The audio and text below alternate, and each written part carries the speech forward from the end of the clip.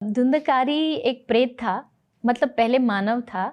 उसने बहुत गलत काम किए, वैश्यावृत्ति की, जिंदा लोगों को जला देता था, तो बहुत बड़ा दैत्य बना, मर के एक ब्रह्म राक्षस बना।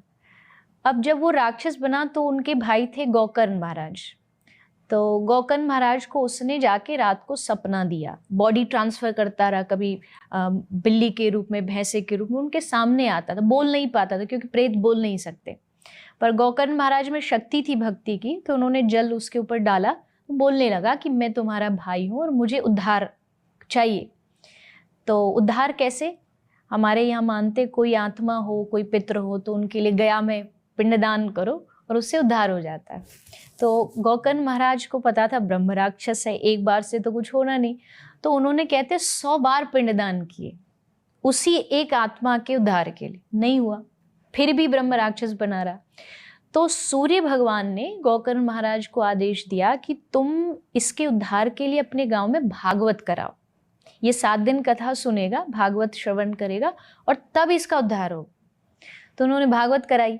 अब गांव में भागवत हुई। अब प्रेत कैसे बैठे भागवत में, क्योंकि प्रेतात्मा ये जो सब जो भी होती है ये अच्छी जगह से बचती हैं, ये जा नहीं सकते, वहां पर इनकी एंट्री नहीं है।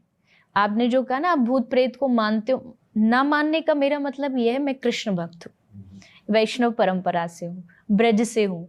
तो हम ब्रज वाले मानते हैं कि जिसको नंद का पूत पकड़ ले ना उसको कोई भूत नहीं पकड़ सकता क्योंकि नंद का पूत एक सबसे दुनिया में सबसे बड़ा आकर्षण शक्ति रखने वाला है।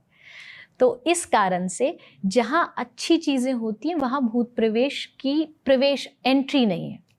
तो कैसे कथा सुने, तो उसने एक ऑप्शन चुना, वहाँ एक बांस था, उस बांस में वो घुस गया ताकि मैं छुप के बैठ के कथा सुन सकूं। और 7 दिन तक उसने वहाँ कथा सुनी। 7 दिन के बाद वो बांस फटा और तब उसके लिए विमान आया और उसको लेकर के भगवत धाम गए। तो प्रेत होते हैं, ऐसा नहीं कि नहीं होते, लेकिन जो भगवान को मानने वाला होगा ना तो प्रेत उसको कभी छू सकते हैं, ना उसको उससे डरने की आवश्यकता, क्योंकि उसके पास भगवान का नाम है।